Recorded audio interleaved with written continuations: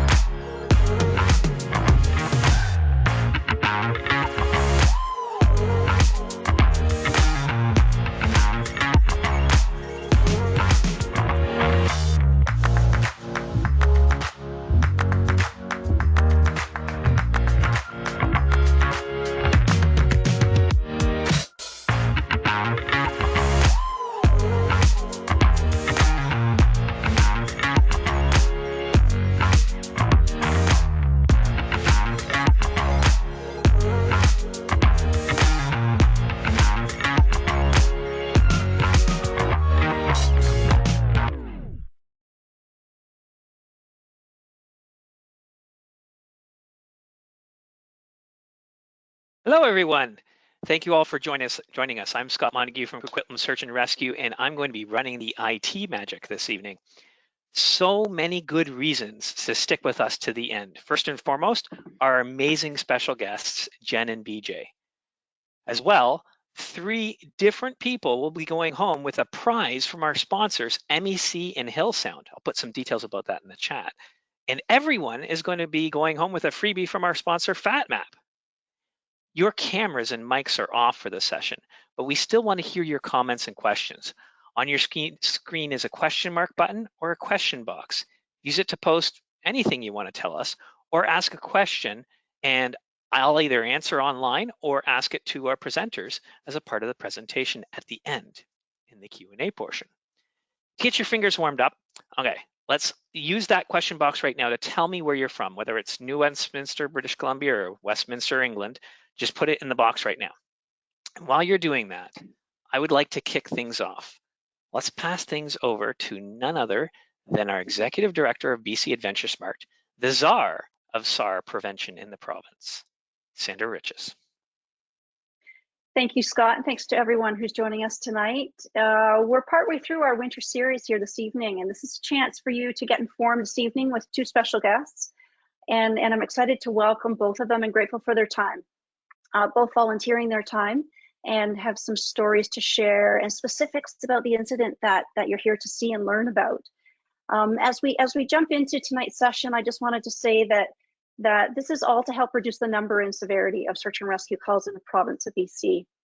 I'll share a little bit of our messaging at the beginning of the session tonight, and then the stage will hand over to Jenn, who is also known tonight as the Good Samaritan. And we also have BJ joining us from Squamish Search and Rescue. He's a SAR manager there, a good friend, and a wealth of experience in outdoor recreation and emergency management. BJ's here to answer your questions and also give his perspective. He was on this call last September there in the fall. As I introduce you to Jenn, then I will pass over the baton after I do a little intro about our messaging. So thanks, Jenn, for pulling that up. That's great. If we could just move to the next slide, I'll share a few things and then introduce you. I hope everyone's comfortable tonight and ready to learn a little bit more. It's great to share a story. But before we do that, I just wanted to remind you, or maybe this is an introduction to our messaging. And this is so that you can access it later and do what Jenn did, apply it to your situation.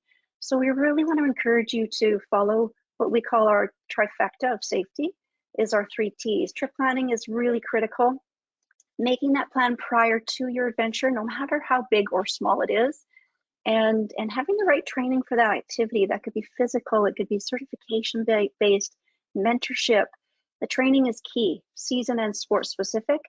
And then don't forget to take all those essentials with you.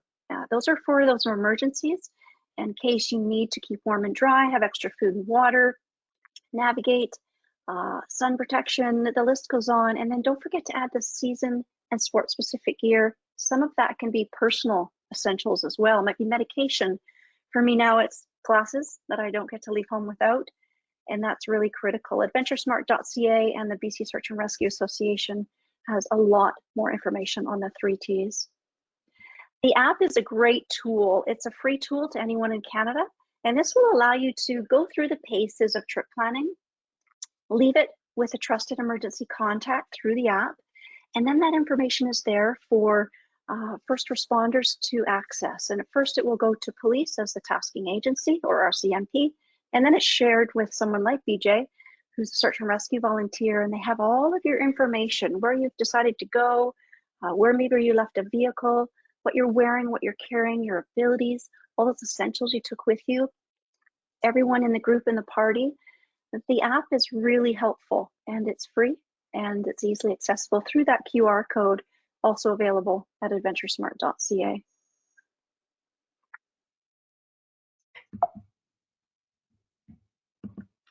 Thanks, Jen. The STOP acronym really helps you figure out what to do in an emergency. We know that in British Columbia, there's about 1,700 search and rescue calls every year right now. We're seeing a slight downward trajectory after COVID, getting back to pre-pandemic levels, which is very good to see.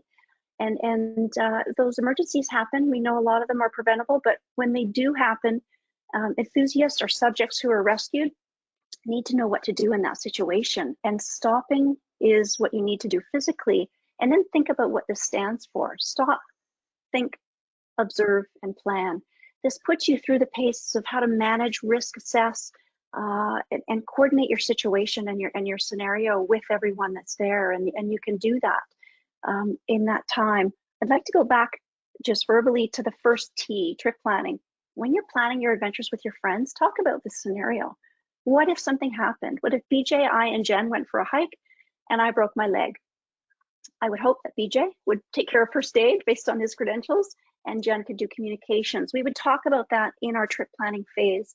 And it's just a matter of coming up with those what ifs or those scenarios to help you manage your situation efficiently, which helps search and rescue, and it can help the severity of that call as well.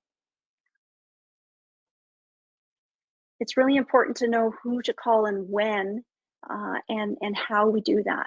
So for starters, the number is one that you've known since you were little. It's 911, and when you call in, you can ask for police, and they will collect all of the information from you.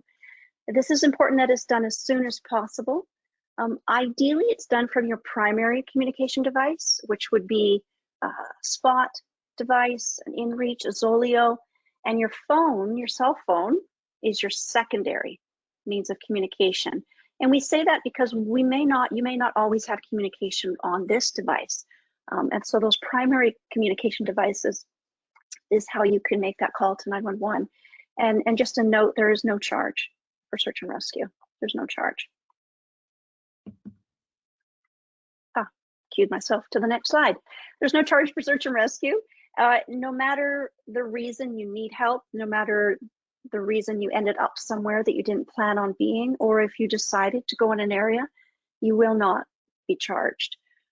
We like to share this with everyone so that there's no hesitation when a subject or a party needs help.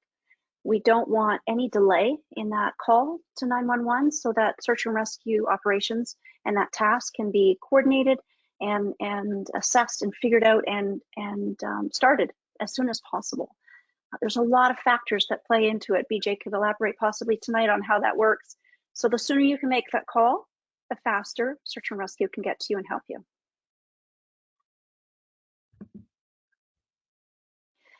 AdventureSmart.ca is one resource. The BC Search and Rescue Association website has an outdoor education page. It's very consistent with the 3 Ts and what to do in an emergency and the STOP analogy. It also has our events like tonight listed there. It's also a place that we house all of our trail specific safety videos. Those are awesome to watch if you haven't checked those out. And then everything and all these events that we do online, we keep them there so that you can watch them on demand. We have over 30 special events that you can just go and check out whenever you like, whenever it's convenient for you, and this one will go there as well. So that's a great spot to check out, AdventureSmart and over at the BCSARA website under Outdoor Education.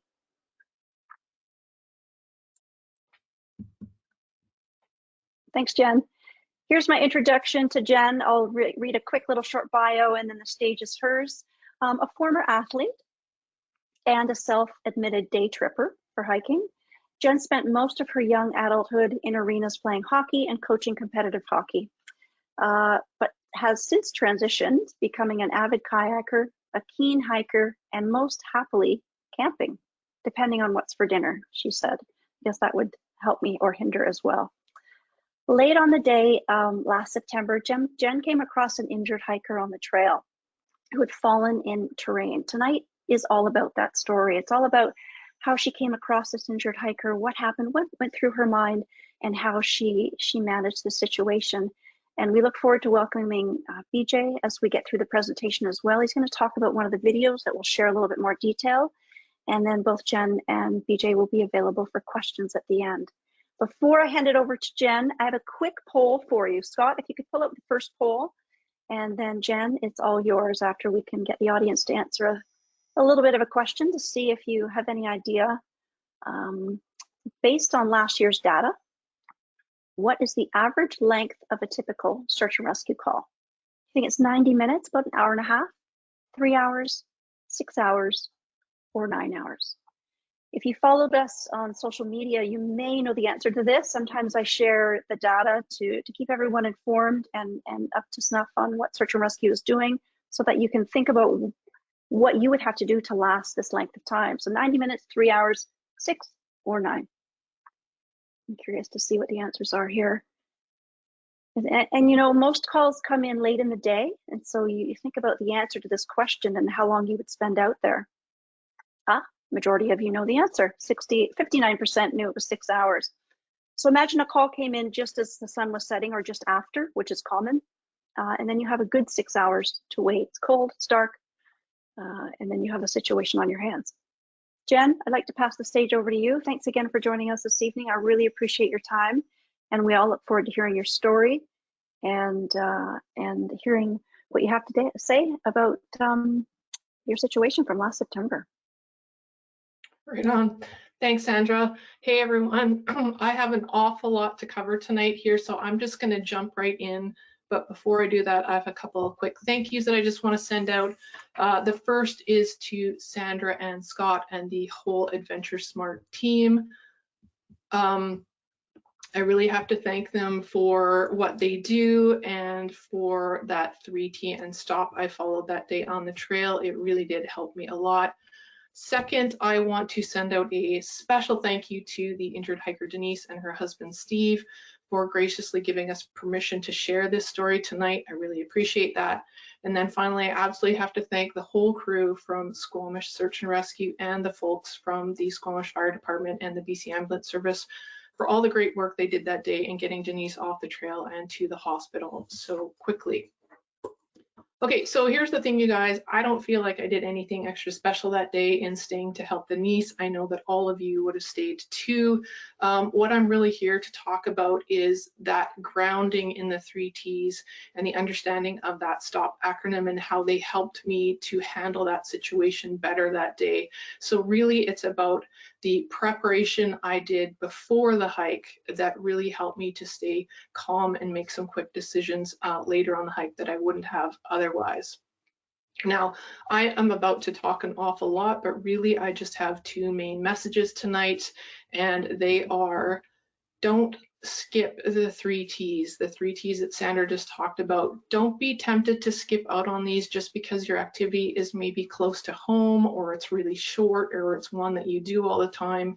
These are still scenarios that we can get into big trouble really quickly, and we need to be prepared for that.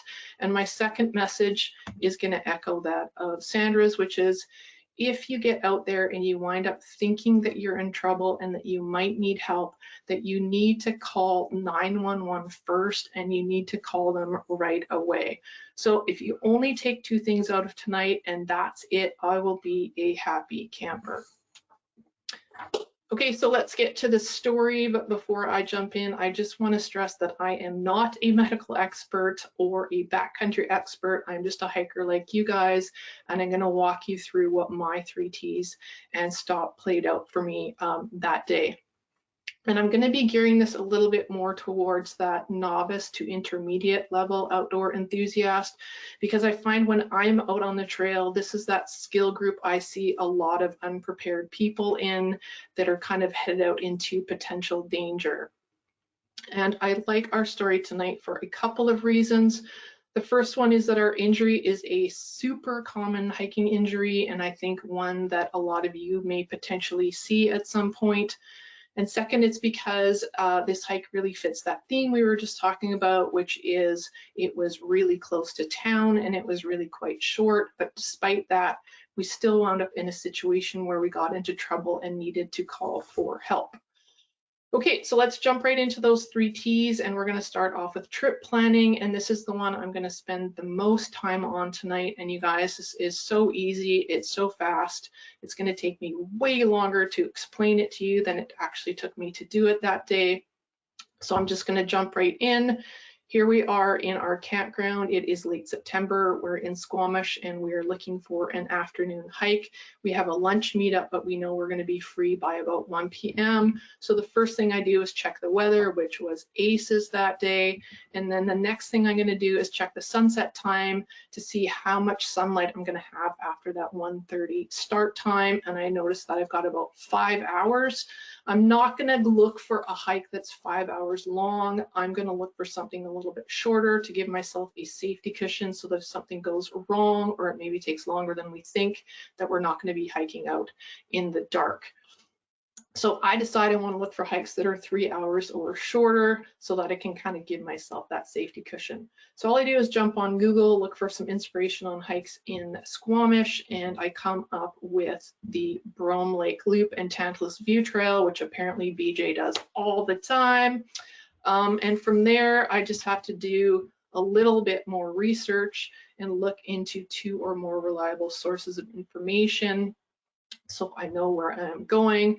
Now, to start off, I'm looking for a few basics here. First of all, where is this hike? Can I get there by 1:30? Second of all, the length and trail rating. I want to make sure that this length isn't too long or the trail isn't too hard, essentially that it makes sure it doesn't exceed our abilities. And then finally, I'm going to look at how long it takes to complete this trail. Do we have enough time to complete it in that daylight 3 hours that I set out for myself?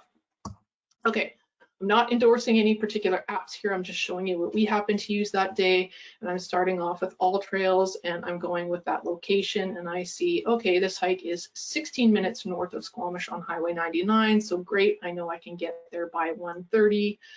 The next thing I'm going to look at is that trail length and difficulty rating, and I see that All Trails is telling me it's 4.8 kilometers long, and it is giving it a moderate rating, so that is definitely within our abilities. So we're getting another check mark there. And then the last thing I'm going to look at is how long does it take to complete this hike, and this is what I'm going to stock on just for a little bit because this one's a bit tricky. I find most of these apps use an algorithm to produce how long it takes to complete a trail. I find them to always be a little bit short, so I always drill down into the comments to see how long it takes actual humans to complete these trails, and on this one, people were saying anywhere from 2 to 3 hours, which still fit that sunlight window, so I'm still getting a check mark there. So far on All Trails, this looks like a great hike for us, but I'm going to jump on over into my second resource, which is Trail Forks Hike, just to see what it has to say. And right away, this is really good because it's giving me some different information in that it's breaking this hike down into 3 different sections. If you guys take a look there, you can see that green loop going around the lake that they've rated as easy. And then there's that blue connector trail they're rating as intermediate. And then finally, that shorter section there in black going up to that Tantalus viewpoint is rated as black diamond or very difficult. Now, I will say personally, I wouldn't want to do a 3-hour long black diamond hike, but for that short bit, that's totally no problem. So this is still within our abilities. Again, I mentioned I like to drill down into the comments, and I really recommend this because often people will put really great tips on there, like missing signage or washed out trails. So I just think that's a great idea. And then the last thing I'm going to do is, if it's available, I'm always going to bring up a 3D image of the trail. I just find that this gives me a really good snapshot of the trail to store in my brain, and it helps me to navigate more easily when I'm actually on the trail, even when I'm not looking at the map. And this really helped me out a lot that day in terms of making quicker decisions. I am going to refer back to this 3D image later, but I'm going to ask you guys right now to just silently guess whereabouts on this trail you think that injury occurred, and then we'll come back to that later and see if you got it right.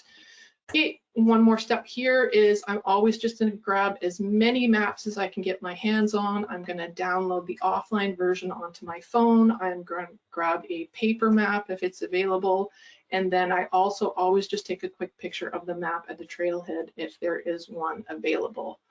Okay, so we're almost done trip planning. There's just one more part, and it's really the quickest and easiest, but I think one of the most important, and that is that we tell someone where we are going. Okay, so this is our this is our niece, Amanda. She is our trusted contact. She is our trusted contact because she's super reliable, but also because she's a hiker herself and understands the importance of that end of day check-in. So how do we file our trip plan? Well, you know, Sandra talked about that BC AdventureSmart app earlier, and yes, I do have it on my phone. It's awesome. I totally recommend it. I use it on longer trips, but for shorter outings like this one, normally I just fire off a quick text to Amanda, and this is what that looked like this day. In fact, that is that exact text. So you can see at 1:30, we're probably just pulling into the parking lot, and I'm just telling Amanda, hey, we're doing this hike. We expect to be back to the car by 4:30 or earlier, and we will check in when we're back at the car. The other thing I do is I always do a screen grab or a picture of the trail we're doing and our proposed route, so that if Amanda did have to call search and rescue later, she's got that really quick resource that she can just grab and send to them really easily. Okay, so there's one more thing we have to do before we head out, and that is we need to make sure that Amanda actually got the text and responds to it. If Amanda doesn't respond, then sadly we are not going on that hike that day. Okay, moving on to training. I'm really not going to talk about this much at all. Sandra talked about that earlier. There's just one little section I'm going to talk about briefly, and that's this one down here, not exceeding abilities. Really, I think this just comes down to being honest, parking your ego, and being realistic about what your abilities are and what the abilities of your group are. What we're trying to avoid here is to push someone beyond their limits, because when we push someone beyond their limits, that's when they're going to make a mistake, that's when they're going to get hurt, that's when they're going to get lost or not be able to come back on their own. Okay, taking the essentials. This is actually my essentials kit that I've taken a picture of here. I'm not going to talk about this a whole lot, but what I did want to focus on was just that you really just need to take it every time. I will admit that my wife in the past has complained somewhat about the fact that we are often the only people on a short trail with a day pack. And I will tell you that after this experience, she immediately said that she would never, ever complain again about carrying that day pack. So this was my stuff I had that day. I can tell you I used almost all of it. I'm not going to talk about it in detail, but there is one little guy I'm going to talk about, and that's this dude circled in yellow here. And that is my satellite communicator. I'm talking about this because earlier I did talk a bit about my phone, and yes, I do use it on the trail for navigation and communication when I have a cell signal, but I always, always, always want to have a backup to that in case I don't have a cell signal or my phone dies or I drop it in the river. I want to have that satellite communicator, so I always have a way to call for help. So yes, I'm always going to use my cell phone first if I have a signal, because that's a lot faster way to communicate with 911. But if I don't have that cell signal, I absolutely want that satellite communicator as a backup. And these things are getting way cheaper. I think they're just a great investment for your overall safety. Okay, great. So our 3 T's are done, and we hit the trail around 1:45. And I will say, guys, from quite a cute little hike. The lake is quite beautiful. I enjoyed it. This is my last picture here for a little while, and this is my wife hiking up that blue connector trail, just leaving that lower lake trail. So we're getting a bit of elevation gain here, and you can see she's wearing that backpack she was complaining about. And then from here, I said I was going to come back to this 3D image and just ask you guys where you thought that injury probably occurred. So a little hint here, that last picture was taken here just as we're leaving the lake on that blue connector trail. And then at about 3:25, right about here, yes, almost at the tippy top of that really steep black diamond section, that is where we came upon Denise and Steve. Okay, so when we arrive, Denise is down on the ground. She's on her bum. Her legs are in front of her. She's kind of slumped over a little bit, and Steve is standing over her looking very rattled and unsure. So we immediately approach them and ask, like, is everything okay? And Steve says, you know, she's had a bit of a spill. I think she may have injured her legs. So I just immediately get down right in front of Denise, and I'm asking her, like, you know, was it your ankles? Do you remember the fall? Is there anything else that hurts? Can you show me where your pain is? And I am just getting absolutely nothing back.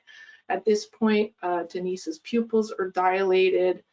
She's pale. She's not focusing on anything, and she's not responding to any verbal stimulation whatsoever. She's just kind of weaving around and randomly looking about, but there's just no focus there. So this is not a good start. I'm not super happy. I'm a little bit worried, and I'm not sure what I'm dealing with. So I asked Steve, do you think she hit her head on the way down? And he says, no, I don't think so. But he doesn't really tell me that in a way that makes me confident enough to rule out a head injury as a possibility. And then I ask him, when did this happen? And he says, you know, you just missed it. It happened about a minute ago. So I'm thinking, okay, this happened about a minute ago. What is going on? Is this just shock? Is this a TIA? Or is it some other kind of stroke? Does she have a head injury, an internal bleed? I'm running through all these scenarios in my brain. And as I'm doing that, Denise sort of turns to the side and has an episode of vomiting, and then just immediately comes to, and her eyes clear up. And she says, oh, I feel better for that. And I breathe a sigh of relief, and I think, okay, I think this was probably just a vasovagal response, sort of a shock response to the pain of her leg injuries, and that's probably all that I'm dealing with. So I'm pretty happy at this point. And so yay, Denise is coherent now and responding to my questions, and I find out that yes, she has injured both of her ankles, the left more so than the right, and she does not remember the fall at all. But at this point, she's not complaining of any head pain or no pain anywhere else. So I'm fairly optimistic that it's probably just the ankles that we're dealing with, but I can't be sure. So I'm going to keep an eye on the potential head injury, internal bleed as we move forward here. Okay, so Denise, who is visiting from the UK, has fallen and just vomited in front of two complete strangers, and she straight up admits she's embarrassed and she's looking for a way out of this situation. So she's immediately trying to get up off the ground, and I'm like, whoa, whoa, whoa, slow the bus down. There's no rush, like we don't need you to get up. You need to take your time. And she is having none of it. She's just immediately trying to get up, probably because there's two weird Canadians standing over her. So at that point, I think, okay, I'm going to take the pressure off, and I suggest, you know what, we're going to go up these little set of stairs here for the lookout for a couple minutes.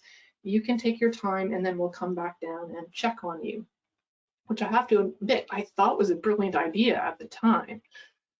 So we go up the stairs, take a look at the viewpoint for 30 seconds and come bombing back down. And sure enough, when we get to the bottom of the stairs, they are gone. And we both think, oh crap.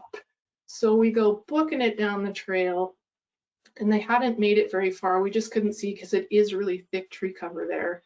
And Denise, at this point, they've managed to get themselves in an even more awkward part of the trail, and she is leaning up against some rocks and looking white as a sheet. She looks like she's about to pass out, and she looks at me and says, you know, I thought maybe I could try, but I'm feeling really woozy again and I need to sit down.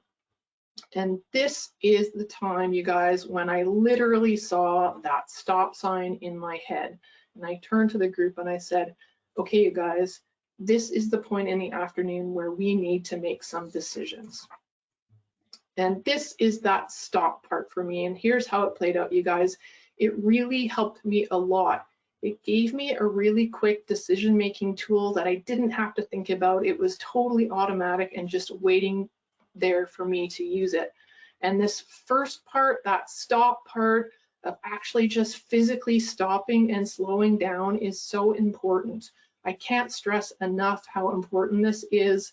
Once that immediate danger has passed and you have taken care of any urgent first aid, you need to make calming down your first priority.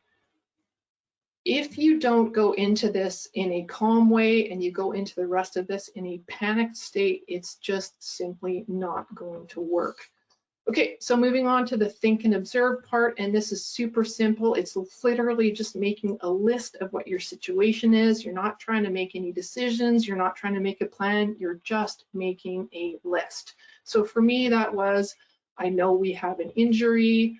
I know we have 2 lower leg injuries, one worse than the other, and that this person is really not able to weight bear. She's exhibited clear signs of shock, and that I can't really at this point rule out a head injury or an internal bleed. Next up, I'm thinking about where and when we are, and I know we're near the steepest, rockiest section of the top of the trail, that we're about 2.4 kilometers from the trailhead, and that we're behind a small ridge in heavy tree cover. And I take a look at my watch and I see that it is 3:30 p.m. Again, this is in late September, so I know it's going to get cold and dark really fast. Group dynamics was a bit tricky for me. We have now been in group for an entirety of about 6 minutes, so I really don't know a lot about these people. I just have to work with a little bit of information I have, which is Steve is very clearly rattled. He's unsure of what to do, and he's clearly looking to us for a bit of help. He has flipped into helper or support mode, which was great to see. He just wanted to make sure his wife was taken care of, but he was deferring to her for decisions. What would you like to do? What do you think we should do? And unfortunately, Denise is still coming out of shock, so her decision making is compromised at this point. So it's very clear that someone else needs to take charge. And this is an incredibly rare situation where I am the one with a little bit more experience for once, and so that person was going to be me. All right, moving on to objectives and options. We're really just looking at what is it we're trying to do and how can we get there. So for me, that was pretty simple. My objectives were just to get Denise out to medical attention as quickly as possible. And then my second objective was to try to minimize any risk of making the situation worse than it already was. My third objective was to try to avoid a night rescue if at all possible. And really, in terms of options, I only saw 2. Either we could attempt to self-rescue or we could call 911. Moving on to the plan part, now I know that I have 2 options, self-rescue or call 911. So I'm just going to go through those and see, okay, how viable is this?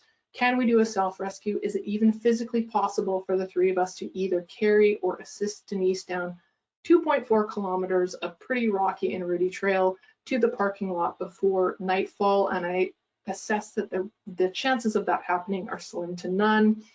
Then I think, okay, even if we could pull this off, what's the risk of that? And I think the 3 of us trying to get down 2.4 kilometers of trail with someone who has 2 bad legs, the risk of another fall for Denise or any of us is really high, and I just consider that to be too high of a risk.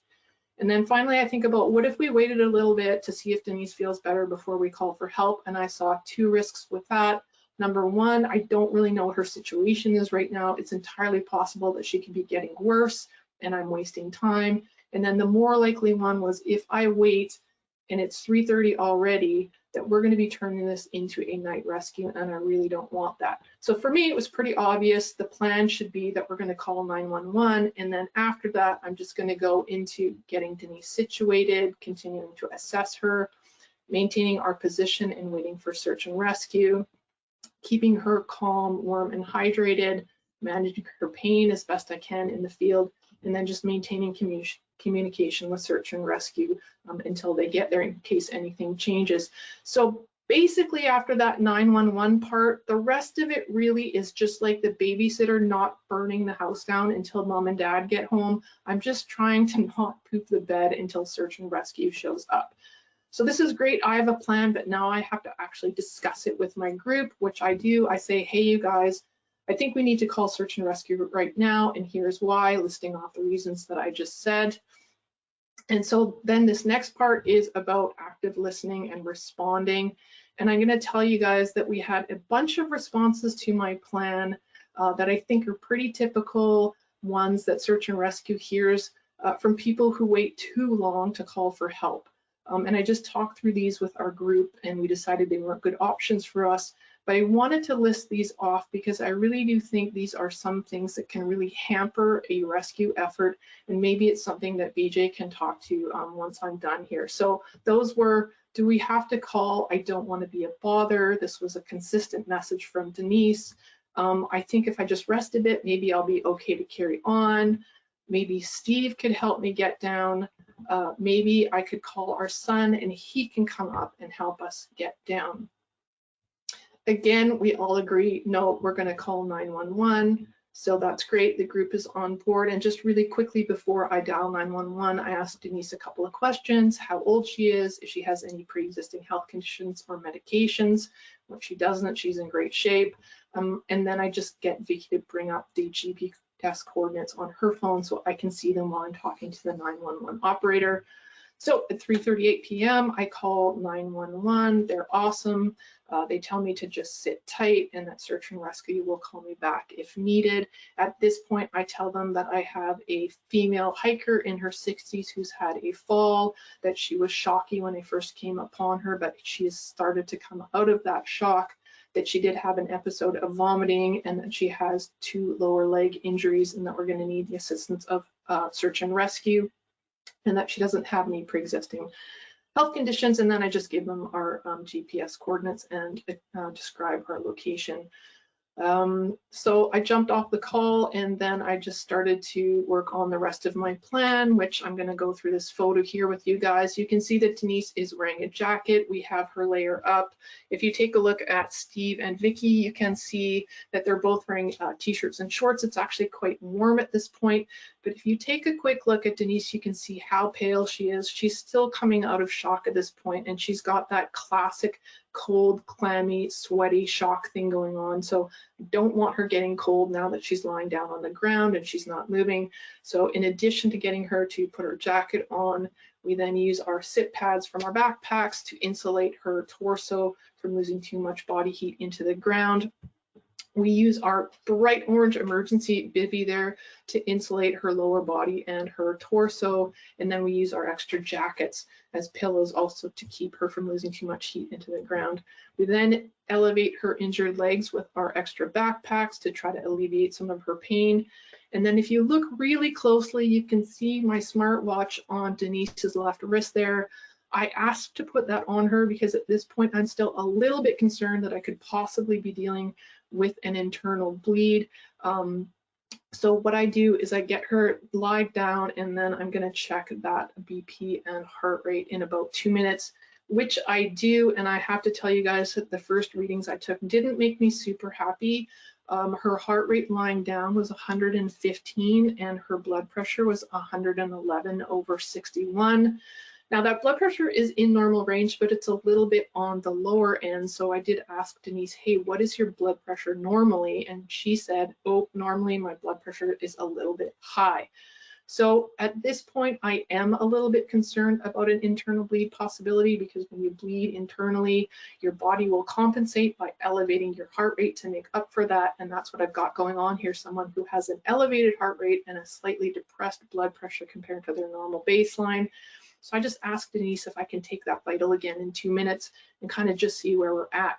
If that kept going badly, I would be calling 911 back right away and talking about this being a much more urgent situation. But fortunately, 2 minutes later, when I take Denise's vitals, her blood pressure has come up to a spot on 120/80, and her heart rate has come down to a nice 73. So that makes me much relieved, and that I'm probably just dealing with the leg injuries and some shock here. All right, so beyond that, it's really just about keeping Denise distracted and calm with conversation, continuing to assess her, stressing that I want her to stay warm. And then from there, I just texted Amanda to let her know we weren't going to be making that 4:30 check-in, because I think we really didn't need a second call to search and rescue that day. Okay, so just about a half hour later, I get a phone call back from Mike with Squamish Search and Rescue, and I just reiterate my situation to him, telling her that now, since I've talked to 911, that Denise's blood pressure and heart rate have stabilized and are looking good, and he is happy with that. Mike lets me know that he has the Squamish Fire Department and BC Ambulance already en route to the parking lot at the lake, and that he's in the process of mustering his search and rescue team, and that they expect to be at the trailhead in about 30 to 45 minutes. Now, this is the point in the day where Mike tells me straight up that this is going to be a long line helicopter rescue due to the nature of Denise's injuries and our location. And this is where I have to make a little bit of a split-second decision. I've known Denise now for all of an hour. I don't really know a lot about her. I don't know if she's afraid of heights, but I do know she's really concerned about being a trouble or fuss of any kind, and I'm going to go ahead and assume she's going to consider a helicopter rescue to be a bit of a fuss. So I make a bit of a split-second decision. I decide I am not going to tell Denise about the helicopter. I want her to remain calm. I want her heart rate to stay down to keep her pain down while we're waiting for search and rescue. And I know it's going to be hours before this rescue happens.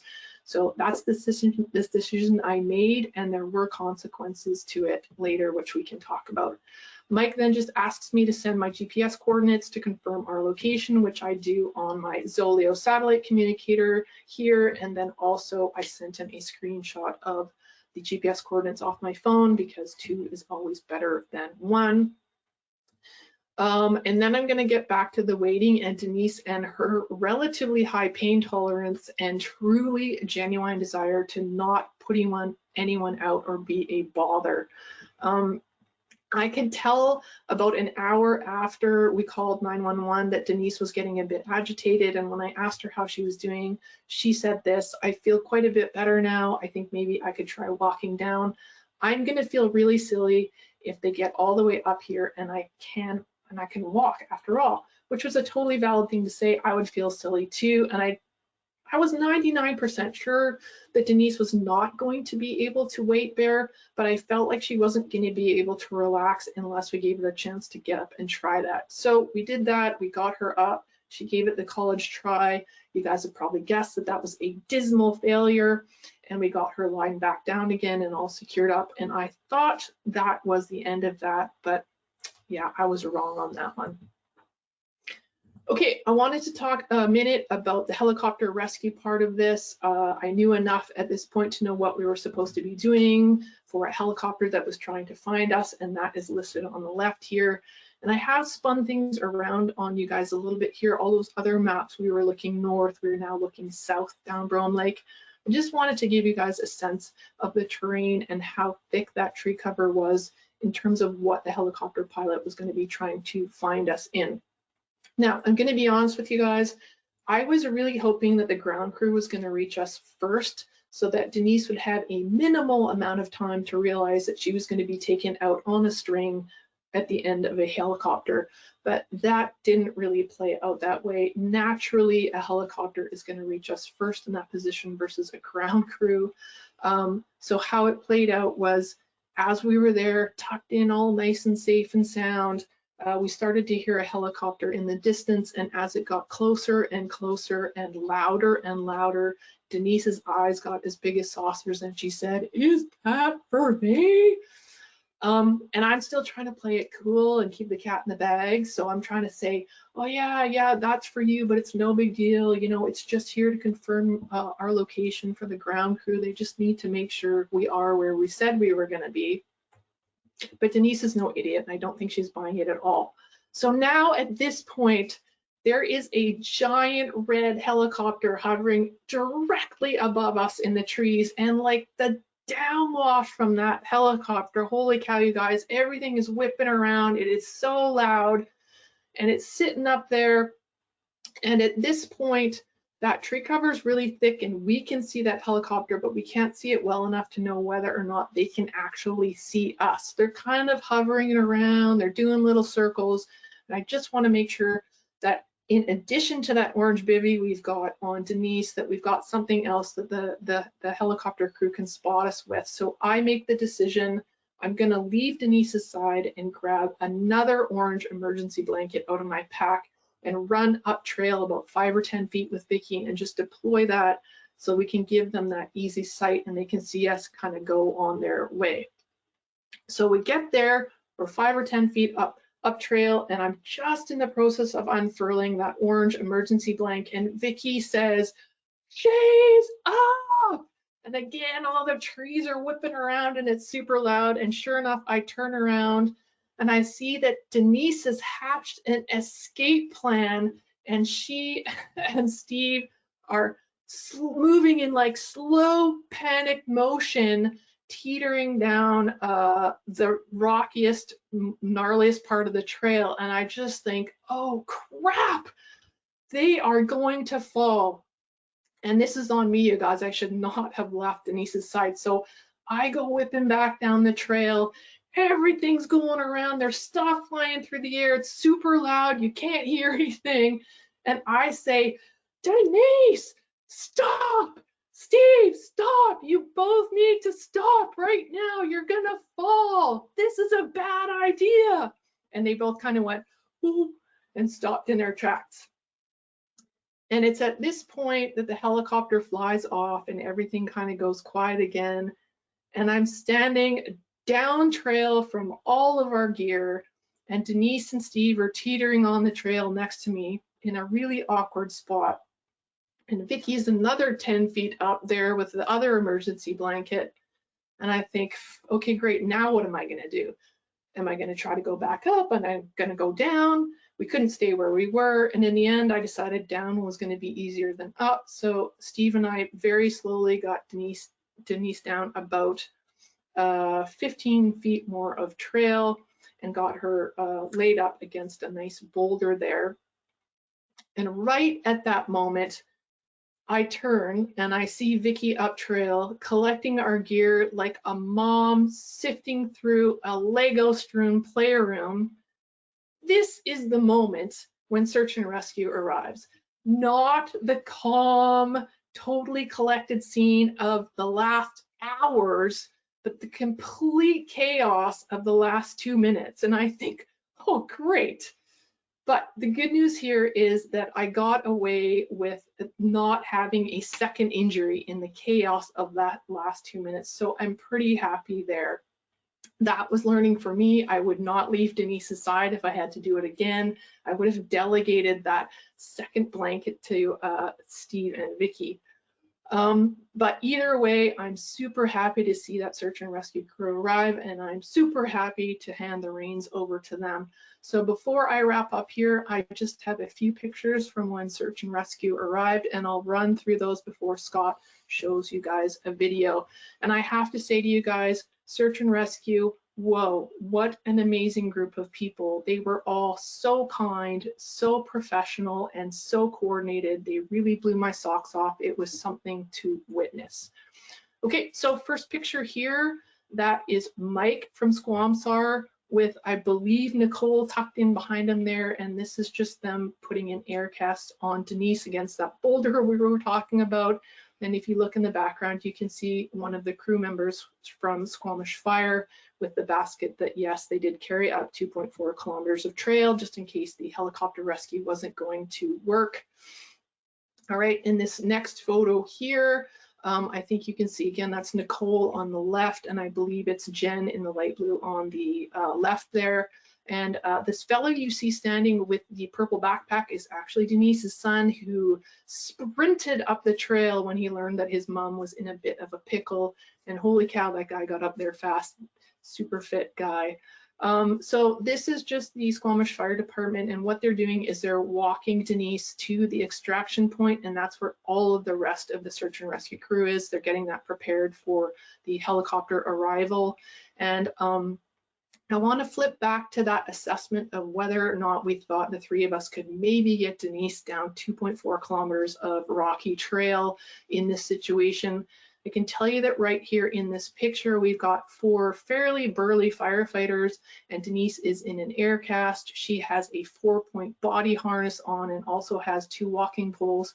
And this 100-foot trip to the extraction point took her about 10 minutes to do, and it looked bloody awful. So no, there was no way we were going to get her down the trail before dark by ourselves. That just wasn't an option. Okay, so this shot again is just that procession making their way to the extraction point. And then this photo here, what you can't see is the helicopter up tall there, and BJ is in that helicopter. And this is just the ground crew getting that long line technician down to the extraction point. Okay, so before I throw things back to Scott so he can play my long line video, I just want to wrap things up with this picture here and let you guys know that while Denise did break her ankle and she was super bummed out to not be able to hike the Chief the next day, it looks like she got a nice dinner at Nita Lake, so that's a nice consolation prize, not so bad. I can say that the last time I texted with Denise, she was just waiting for the all clear to start running again, so I have no doubt that she will be back next summer climbing the Chief. And I will tell you guys that I did find out that she is in fact afraid of heights and was happy that I did not tell her about the helicopter ride. Thanks, you guys. Over to you, Scott. Thank you kindly. I'm going to play the video. I'm actually going to invite BJ to come back on the webcam there. Hi, BJ. When I go to play the video here, you're going to be muted, so just take yourself off mute so you can talk while we play it. So once I hit play, just take yourself off mute and walk us through what we're seeing.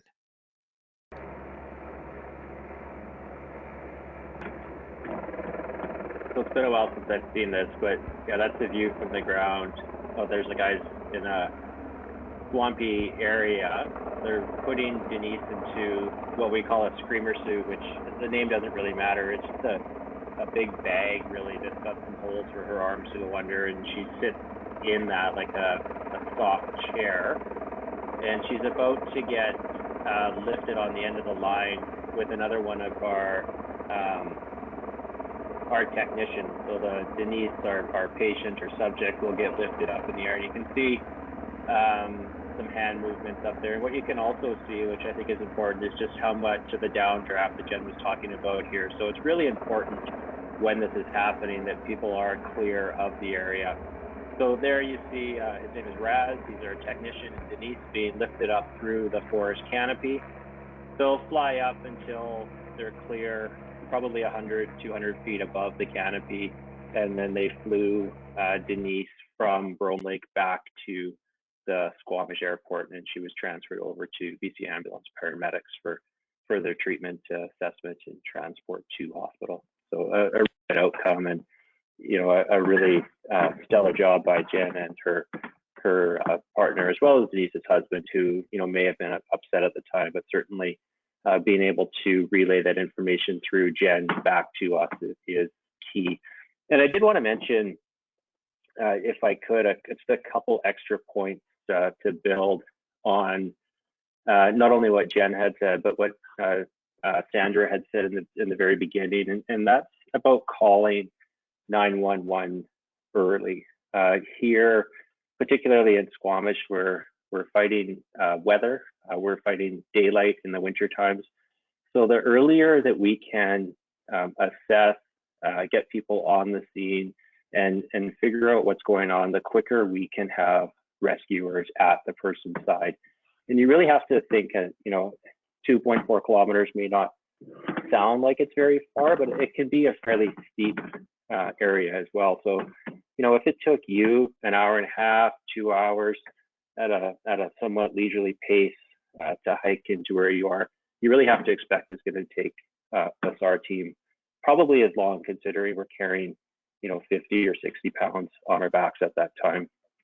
As well, it's, I think, important to highlight that we are volunteers, so it also takes us time to leave our families, leave our pets, leave our jobs, leave whatever recreation activities we may be doing to muster and get out the door. We're pretty quick, but we're not going to be as quick as somebody, say like a full-time paramedic crew or fire crew or police officer who's in their car or in their truck or at their station ready to go. So time is something that is really precious in this SAR operation, and the more time we have, the quicker we can effect a safe rescue. So I just wanted to highlight that. As well, if I could, just to expand on what Jenn had said about carrying the essentials, another fairly important part of that, of not necessarily just having a small pack, or depending on your activity, a larger pack with gear in it, is knowing what your party also has with them, because you can do more with less, if you know what I mean. If, there's no point on a day hike, for example, that both Jenn and I, for example, if we were out for a hike, would need to have a thermarest. So if one of us has that, maybe somebody else can have an extra layer or some spare water or some spare food. So you can build off each other's packs as well. And I like the idea, and I do it as well, that Jenn has, for lack of a better word, she's sacrificed a backpack that's always ready to go. And, that way she knows what's in it all the time. If she decides, it doesn't matter if she's going to hike the Chief, to hike Brome, to go to Whistler, to go to Manning Park, where it is she's going, she knows what, as a base, what's in her pack, and she just has to add a few things here and there specific to her trip. So it's a really handy way to make sure that no matter where you're going, you always have that bare minimum that you can work with, and it's gear that you're familiar with and you've had for some time. I kind of liken it to, there's really no point in grabbing a fire extinguisher from under your sink, pulling the pin and hoping that it works while your kitchen's on fire. It's best to know how that equipment works before the kitchen's on fire. So it would really be helpful to know what's in your first aid kit. How can I use it? What extra clothing do I have?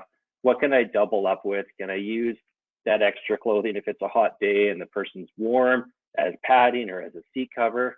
There's many uses for every bit of equipment that we have on our pack. So I don't want to take up too much time. I'm hoping there's some questions. So Scott, if there's anything for Jenn or for myself, I'd be happy to answer those questions, or I'd just be happy to sit and offer, some thoughts or tell stories, whatever it is you guys like. Absolutely. Let's hit the questions. I'm going to try and do speed round because we're running out of time. You had a satellite communicator. Can you tell us what that was? Because someone actually wants to know what the brand name of the one that you're using is, Jenn. Yeah, sure. It's a Zoleo. I think it's one of the kind of newer ones out there. They all are very similar. I can say I've been happy with it so far. I was actually chatting with BJ about it the other day. So yeah, that one was a Zoleo.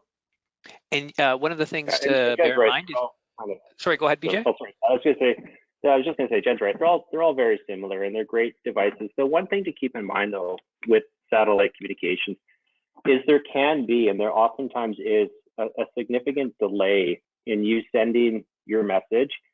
It, for lack of technical term, beaming up to space to a satellite, reconfiguring and beaming back to a cell phone, and then doing the reverse back. And I've found, and I've used various SAT communicators through my career here with SAR and recreating, that there can be sometimes a 20 or 30-minute delay in each of those conversations. So that's something I think that's really important. It's not as speedy as a text message or instant message on Facebook or anything like that. There can potentially be a significant delay. So you need to factor that into, like what Jenn was saying, your decision to call 911 or access search and rescue through a satellite beacon. One of the things I'm just going to put in the chat here, we had an entire episode, an entire conversation about communications. And we talked about different types of communications, personal locator beacons, we talked about Zoleo, we talked about satellite phones, and I would highly encourage anyone who has questions about that further to go and look at our video library, which I'm going to put in the thingy here, and you go in there and look for the section on the communications. Great video, you can learn all about that. Next, Jenn, specifically for you, just within a minute or so, have you had any close calls where you thought you would have to call SAR for yourself or someone in your party?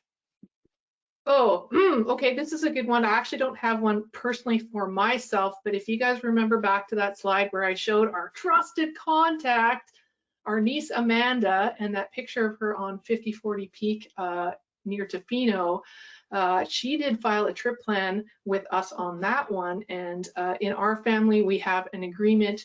You've got 5 minutes past your check-in time, and say if you were supposed to check in at 4:30 and you're out there and you've lost your phone, you know that someone is calling 911 at 4:36.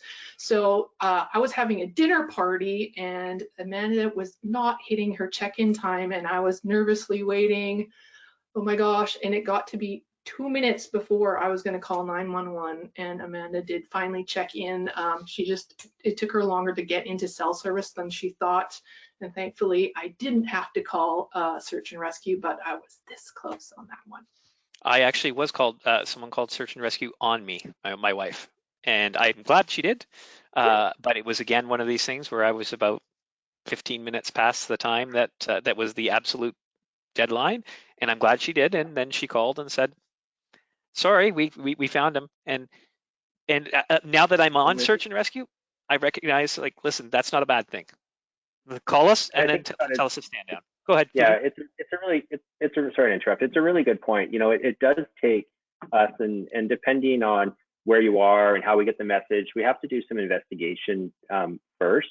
And it does take, like I was saying, some time, not depending again on the call, time of day, where everybody is, because again, we are volunteers, to sort of spool up. And I think it's a really good thing to highlight that it's much easier as a group of SAR professionals for us to spool up and stand down, meaning we get called in and then we realize, okay, Scott's wife jumped the gun, he's actually home, or he's, stopped for a snack and dropped his phone, or left his phone in the car or whatever, as opposed to waiting that extra 2 or 3 or 4 hours. And now, we're trying to figure out where Scott went. It's dark out. We don't have access, driving access. We don't have e-bike access. We don't have helicopter access. We don't have the access to the tools that really do speed up a SAR event. So it is much easier for us to spool up and stand down.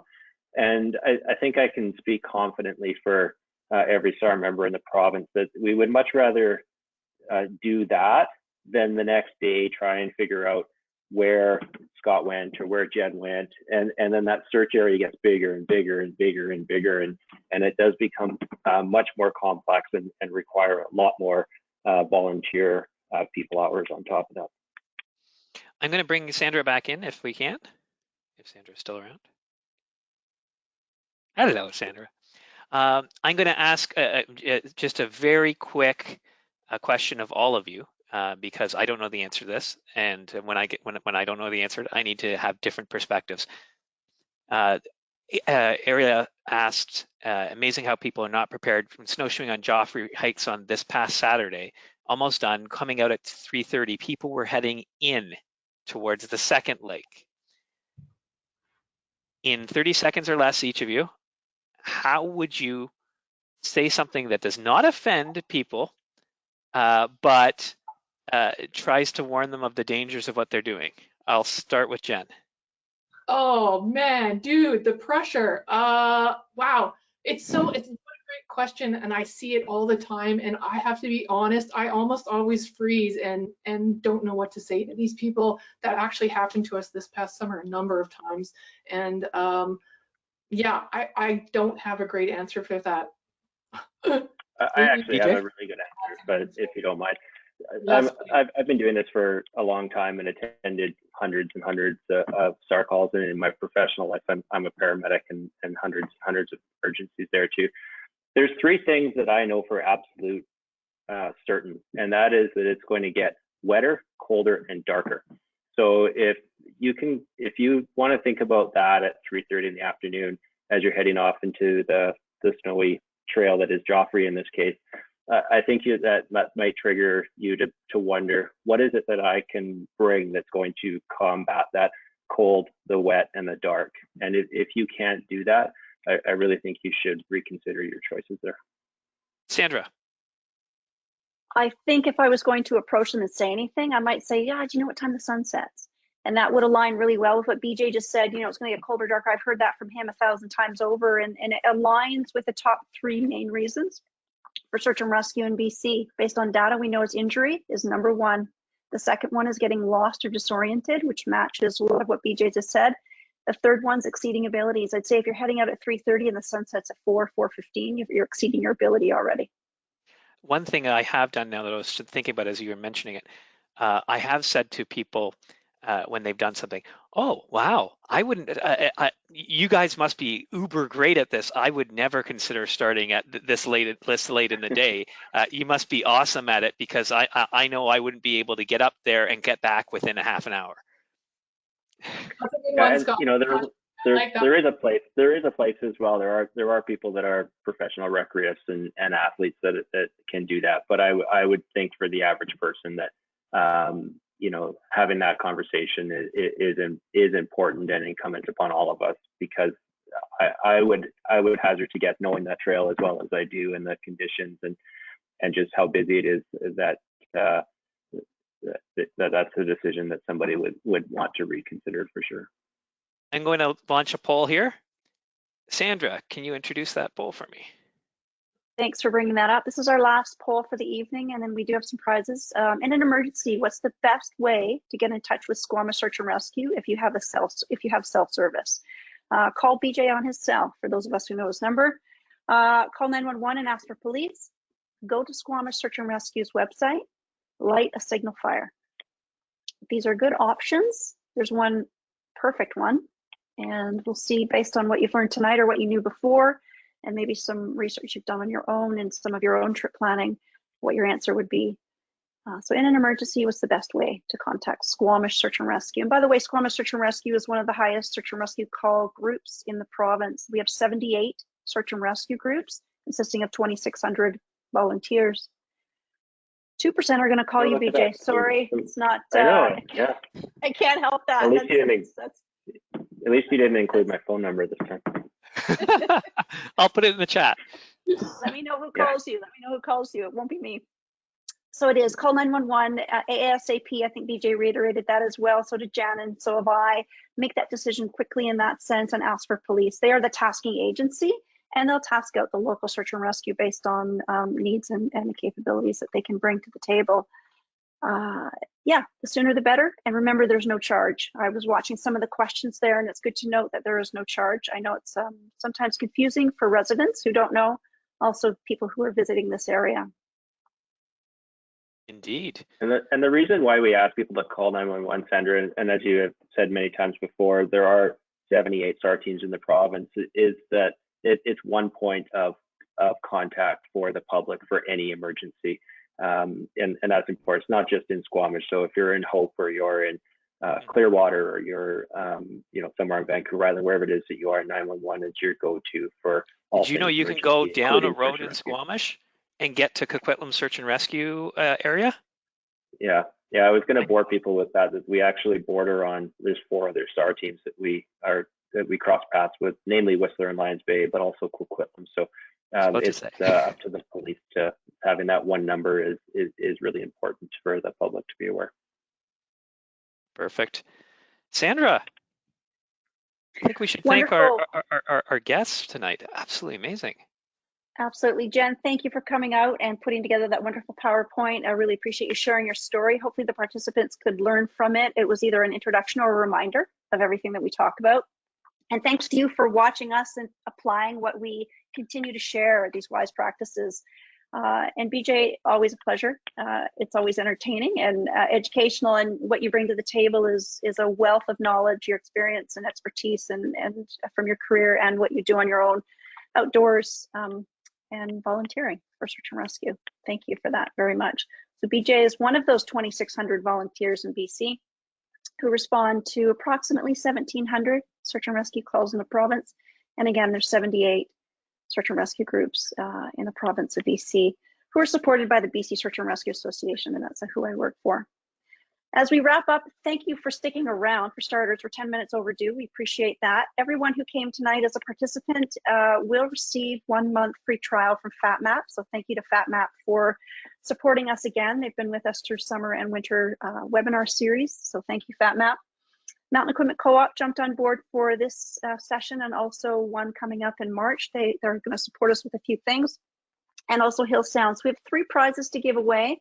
And how we do it is pretty simple. You have to get your answers ready quickly to type in an answer to a question. You would have heard about this information this evening. So the first giveaway will be from MEC. It's an adventure medical kit, first aid kit. It's perfect for your pack. It's ideal. It's great to put in there. The first person to type in what the S.T.O.P analogy or the acronym actually stands for in full will get that medical kit. So these answers will go to Scott, and Scott will pick that first person who is quick. So whatever that S.T.O.P acronym means through and through, that person will win a medical kit. Should be a great addition to your pack, hopefully. Tanya, thank you. Tanya. So Scott will get in touch with you, Tanya, and we'll get your email, and MEC will get that to you. The next one is MEC. It's a bivvy. So here's a great one. I think Jen and I were chatting. This is an awesome giveaway applicable to the story of tonight, and a great addition again to your pack. Let's see. Oh, can you name, be quick with your fingers on this one because it's pretty simple, the search and rescue group that BJ is a part of? The best one. That's pretty the best one. If I can interject, I'll take that answer. If I can interject there. If I can. So I didn't realize you were a member of Coquitlam Search and Rescue. When did that change? I don't know. You'd be surprised. Just to say, it's great that MEC has jumped on board with this, but a bivvy is one of the things that I absolutely always have when I go out to highlight the importance of it. And I was happy to see that in Jen's photo there, along with the first aid kit. But a bivvy is truly life-saving, and it's something that I think is worth. I don't know what they cost. They're like $15, $20 for their little disposable ones. But they're well worth that, and absolutely indispensable. Well, Joe answered Squamish. Would that be correct? It's not Coquitlam, it's Squamish? Because I could have sworn you said it was the best search and rescue, so I'm confused. I think you need to get your ears checked. Sorry, Scott. Yeah. Congratulations, Joe. BJ wins tonight. And the last gift is an award, or pardon me, a prize from Hill Sound Equipment. It's a really awesome set of trail crampons. I have them myself, and they're great. They're easy to use. They're super, super helpful, especially for those early and late season conditions and those hard packed snow hikes. They're just wonderful. So I listed here at the end, I was talking and kind of mirroring what BJ was saying, the top 3 reasons for search and rescue. Can anyone tell me what the second most common reason is for search and rescue calls in the province of BC? You're giving them an easy one. It's in their chat. And there we are. We got to look at them go. Woo. Sometimes it goes so fast. Okay, the first person who hasn't yet got a thing, because Tanya got there in there twice, is Cassandra. So Cassandra said that people getting lost was the second most common reason. Very good. First one's injury, getting lost, disoriented, and the last one's exceeding their abilities. Wonderful. So everyone gets FatMap, and we'll be in touch. If you wanted to watch this again or parts of it or share it, we'll have it all recorded. That's all taken care of. We'll post it up with our other on demand. We have over 30 opportunities to learn from previous webinars like this. Again, thank you, Jen. Thanks, BJ. Thanks, Scott, for the support again. And we really appreciate everyone taking this time to get informed before you head out. We're sort of going to soon transition into spring conditions, and everyone's going to want to get out there hiking. And hiking is the most common activity for search and rescue incidents as we lead into the next season. So thanks for getting ready to plan and prepare. And we look forward to collectively reducing the number and severity of search and rescue calls in the province of BC. So on behalf of BC Search and Rescue Association, thanks everybody for their time and enjoy your adventures. Take care. Thanks everyone. Good night.